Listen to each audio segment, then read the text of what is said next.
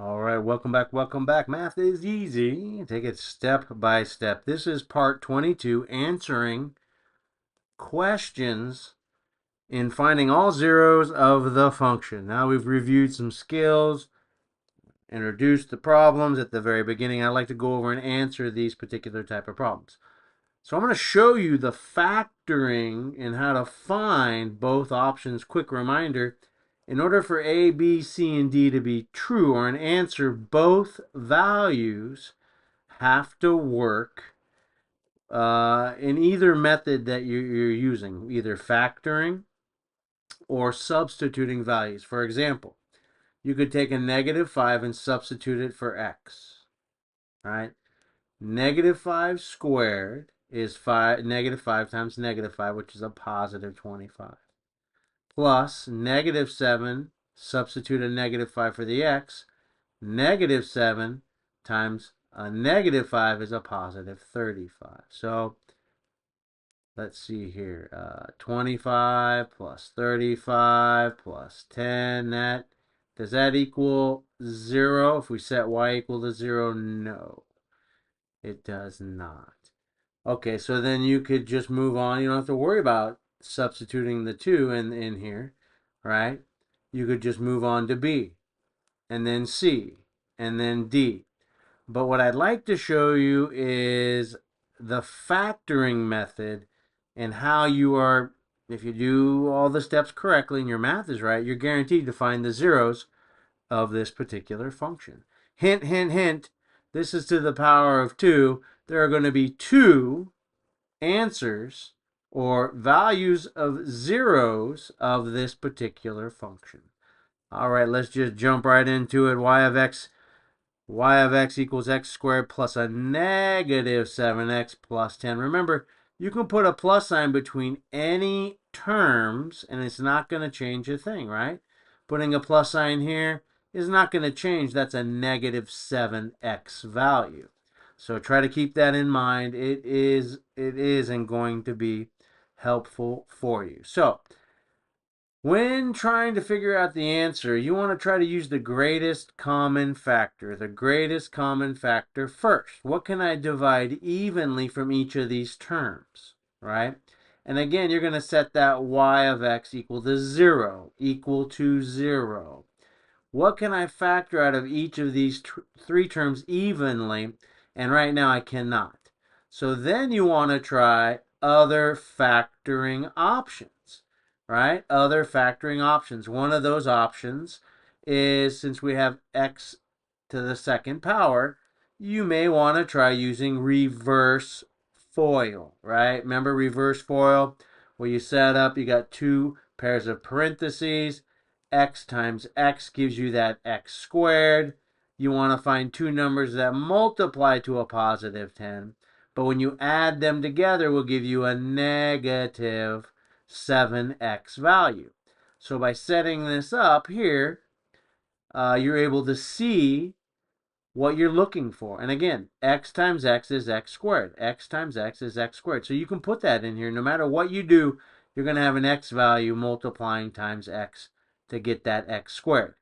And again, you can put a plus sign between any two terms. It's not going to change a thing.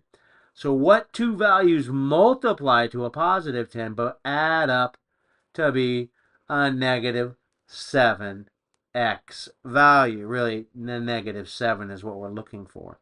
So I'm going to set up a factor tree. I'm going to set up a factor tree. So moving up here, I'm going to set that up here. My factor tree is 10. And again, like I mentioned earlier, you can set that y of x equal to 0. And you're going to factor this term out. Two numbers that multiply to a 10 but add up to -7. Here's my factor tree, my factor tree, it's generic.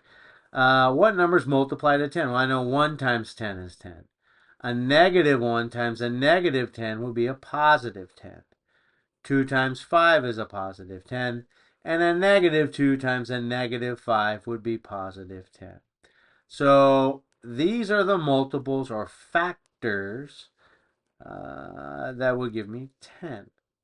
So which of these numbers would add up to a negative 7 value? I know 10 plus 1 is 11. Negative 10 plus a negative 1 is negative 11. 5 plus 2 is 7. Oh, I'm looking for a negative 7. And here we go. These two terms would multiply to 10. Negative 2 and a negative 5 will add up to a negative 7 value. So simply put, I substitute a negative 2 and a negative 5 inside those parentheses, and I have found my two terms. So I'm going to do that now.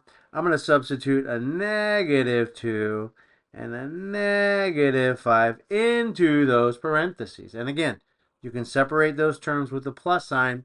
It's not going to separate a thing. So as you can see, we have our reverse FOIL set up. And one at a time, you're going to take these values, set it to equal, solve for x. Take that value out, set it equal to 0, solve for x. This will give you your two zeros of the function.